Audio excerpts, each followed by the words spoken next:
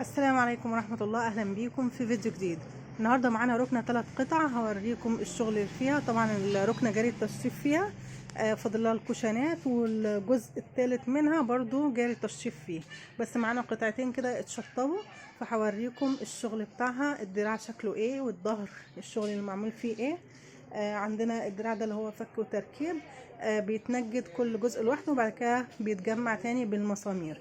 وعندنا الظهر بتاعنا، الظهر هنا ثابت ملهوش شلت، طبعا لان في شغل في الظهر كده. لو اتحطت شلت للظهر يبقى الشغل دوت ملهوش اي لازمه وهيتدارى، فالظهر عندي ثابت.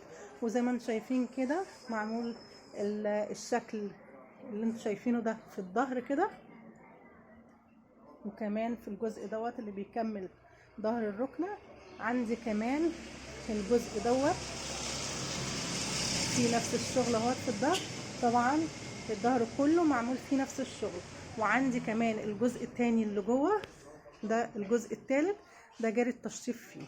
تمام، ودي الشيلات بتاعته اهيت، شيلات القعده.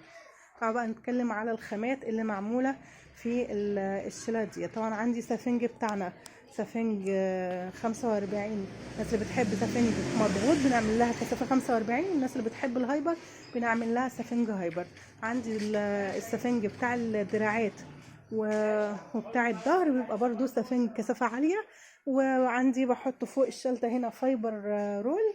الفايبر الرول بيدي شكل حلو كده للشلته، بحيث ان هي متبقاش سفنج بس وتبقى مسطحه كده وشكلها مش حلو. بعد ما بنحط طبقه الفايبر على السفنج بياخد كسوه عبك من الداخل، وبعد كده الكسوه الخارجيه اللي هي القماش بتاع الركنه. تمام،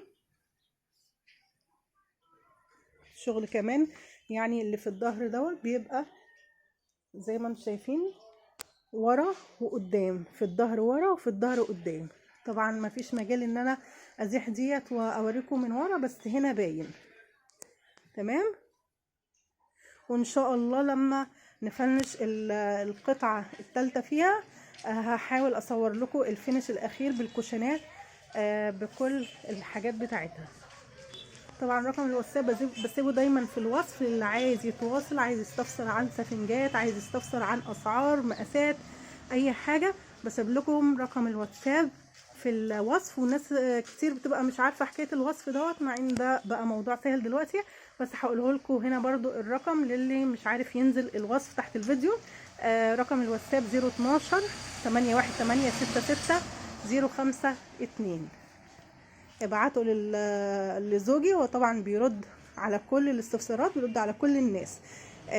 في طبعا قناه فنون التنجيد دي قناه زوجي، عليها برضو شرح، وعليها فيديوهات الشغل بتاعنا اللي بيبقى في الورشه هنا بتنزل كلها على قناه فنون التنجيد، وبتنزل هنا في القناه، فروحوا على القناه هتلاقوا حاجات جديده مختلفه برضو عن اللي موجود هنا. ويا رب الفيديو يكون عجبكم النهارده. اذا عجبكم الفيديو اعملوا لايك واشتركوا في القناه، والسلام عليكم ورحمه الله.